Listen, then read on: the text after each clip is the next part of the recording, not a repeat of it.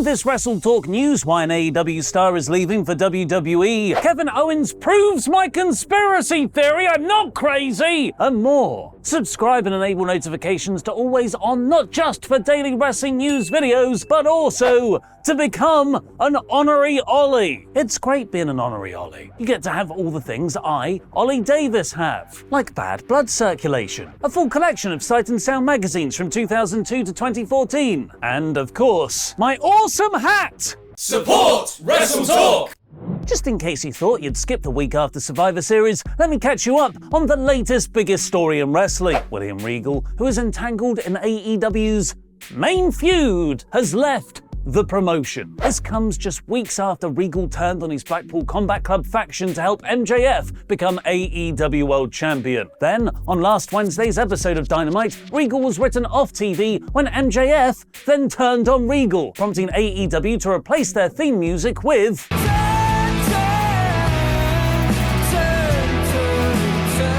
It was a shocking development, not just considering how prominently featured Regal was in AEW programming, first leading their highest profile faction with the likes of Jon Moxley, Bryan Danielson and Claudio Castagnoli, and then joining their biggest star and world champion MJF. It's not like anyone else in AEW this year has suddenly disappeared following a big angle.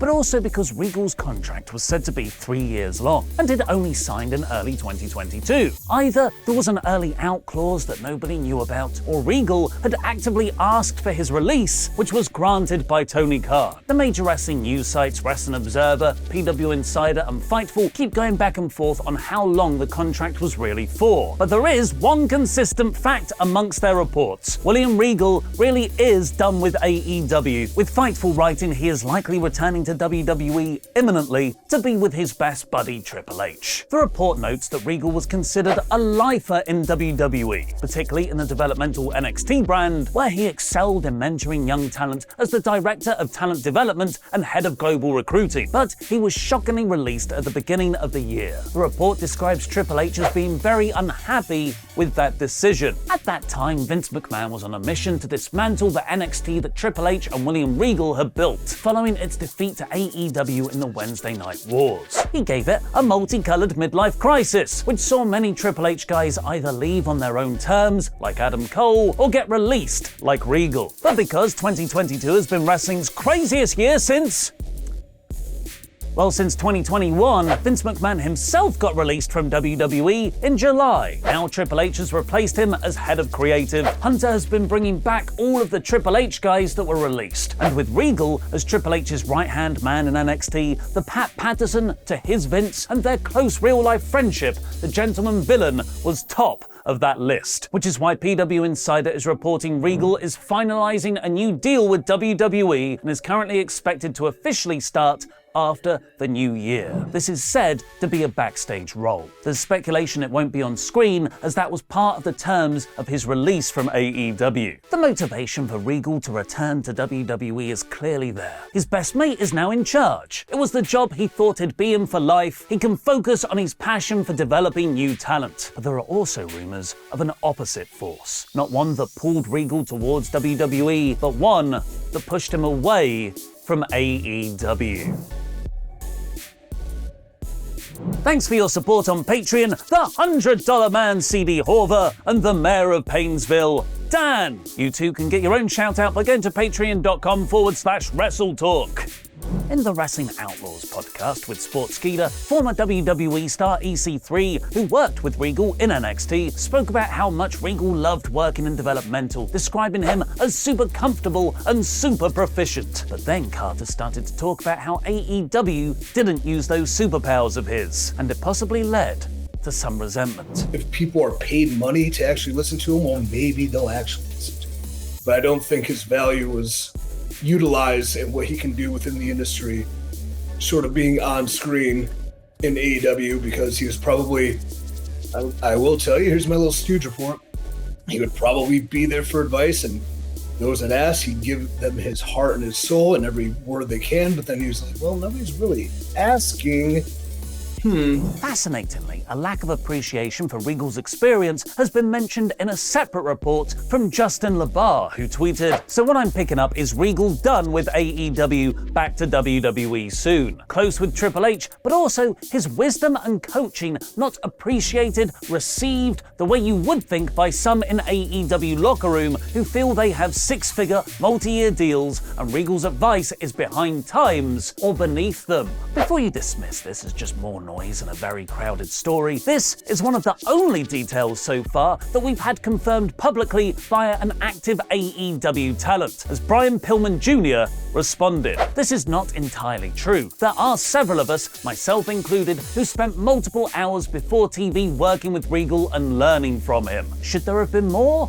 Maybe, but he and Danielson always had a solid audience around the ring before TV." Pillman's reply at first seems defensive, like he's shutting down LaBar's original report. But the exchange between the two men continued, where Pillman explained he agrees, just that he was amongst the few people that showed up for Regal's coaching sessions consistently, replying, "I know you said some, I just didn't want the narrative to be that he was just standing there preaching to the air. Some days there would be 10 guys out there soaking it in. Some days it would just be me, Wheeler Yuta, and Lee Moriarty. I didn't mind when his attention wasn't spread as thin, and I wasn't trying to argue, just wanted to add some context." The idea of the AEW roster not valuing an ex-WWE talent's experience and advice is not new. In fact, it was one of the major gripes CM Punk had in his Bitch Bomb promo following All Out, where he felt other members of the roster weren't taking his advice on board. It sounds as though Regal's passion for mentoring new talent would go unfulfilled, only talking to a handful of wrestlers every Wednesday before Dynamite, as opposed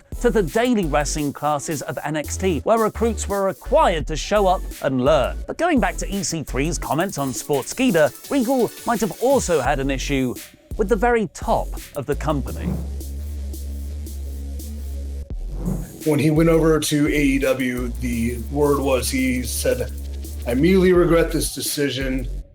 There's very much a maturity issue here within management." Management is, of course, AEW President Tony Khan. Do you think AEW have dropped the ball with Regal? Let me know in the comments down below. Regal's departure isn't the only crisis facing the company, as last Wednesday's Dynamite, the promotion's first TV episode featuring MJF as its world champion, drew a record low rating, pulling in the lowest 18 to 49 demographic figure since NXT was moved off the opposing Wednesday night slot. WWE, meanwhile, is experiencing a nice Triple H honeymoon ratings bump, which Stephanie McMahon recently praised Bray Wyatt's return for at a corporate summit. "We were bringing back one of our biggest stars named Bray Wyatt. We used a multimedia approach and hired a horror writer to come in and really help us craft the narrative so our fans were engaged." But WrestleNomics has no time for your distorting narrative, Stephanie, because digging into the cold hard numbers, they found that SmackDown doesn't make financial sense for Fox, tweeting, "SmackDown's ad sales almost certainly don't cover the $205 million